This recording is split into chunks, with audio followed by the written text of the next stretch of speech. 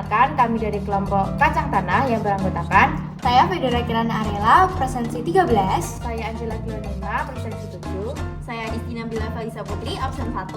Saya Natsmi Zain, absen 25. Saya Nadia Fitria Putri, absen 24. Dan saya Keisha Siva Ardana, absen 19.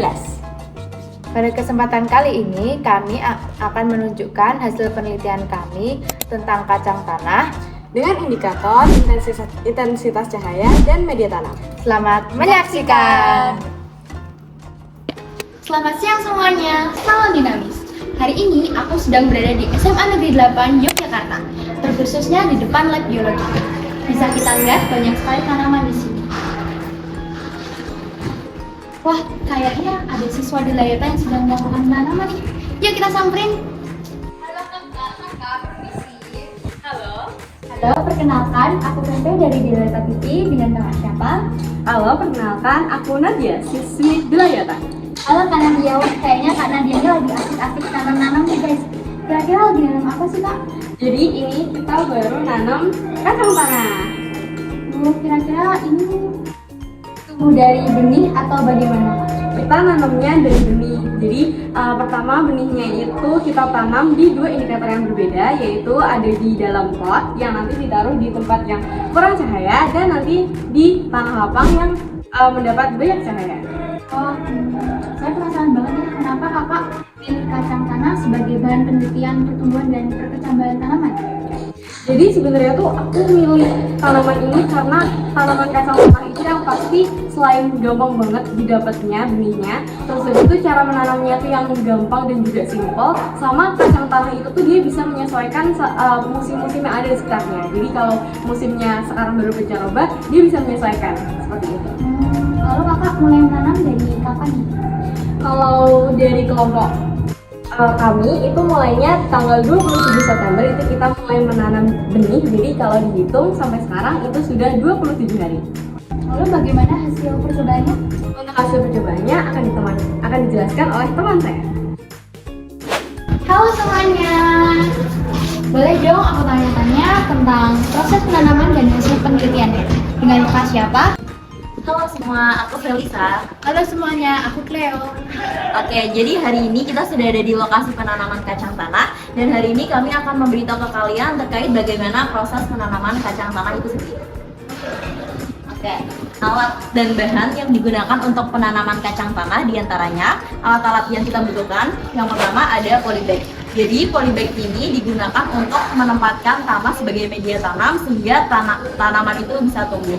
Kemudian yang kedua, kita juga membutuhkan alat untuk memindahkan tanah sebagai media tanam ke polybag itu sendiri. Nah, kemudian kita juga membutuhkan ember atau spray untuk menyiram tanaman secara rutin agar pertumbuhan tanaman bisa maksimal. Oke, bahan yang kita butuhkan diantaranya yang pertama biji kacang tanah sebagai bibit, yang kedua ada tanah sebagai media tanam, yang ketiga ada air untuk membantu penyerapan nutrisi dan juga perkecambahan. Kemudian untuk langkah-langkah penanaman akan dijelaskan oleh Claire.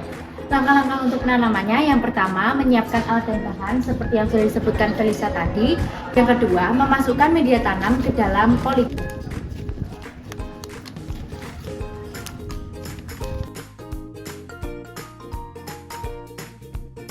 Yang ketiga, untuk penanaman kacang tanah langsung di tanah, kita perlu menggali atau memberi space atau tempat agar benih kacang tanah bisa ditanam. Yang keempat, memasukkan biji kacang tanah ke media tanam. Yang kelima, timbun biji kacang tanah dengan media tanam hingga tertutup. Yang keenam, tanam di dalam polybag dan juga menanam di tanah langsung dengan dua kondisi cahaya yang berbeda.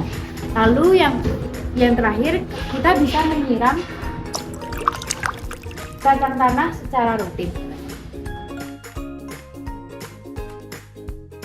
Hasil penelitian menunjukkan pada indikator pertama, pertumbuhan tanaman kacang lebih lambat namun jauh lebih sehat. Batangnya lebih kokoh, daunnya lebih banyak dan juga lebih hijau. Hal ini disebabkan oleh cahaya matahari yang menghambat hormon auksin sehingga panjang batang tidak berlebihan. Sedangkan pada indikator kedua, tanaman menunjukkan pertumbuhan yang lebih cepat, tetapi batang batangnya lebih lemah dan juga daunnya lebih pucat kekuningan karena kekurangan klorofil. Fenomena ini disebut fenomena etiolasi, di mana hormon auksin, pertumbuhan hormon auksin tidak dihambat oleh cahaya matahari sehingga menyebabkan pertumbuhan batang secara berlebihan. Jadi itu tadi percobaan penanaman kacang tanah di dua indikator yang berbeda. Jadi percobaan itu telah membuktikan bahwa hormon auksin yang terdapat dalam tumbuhan itu terbukti benar adanya. Wah, keren banget ya Kak Nadia dengan rekan-rekannya. Makasih banget nih Kak Nadia udah mau diwawancarai tentang perkembangan dan perkecambahan tumbuhan. Itu dia teman-teman hasil percobaan dari perkecambahan kacang tanah di dua indikator yang berbeda. Terima kasih udah nonton. Sampai jumpa.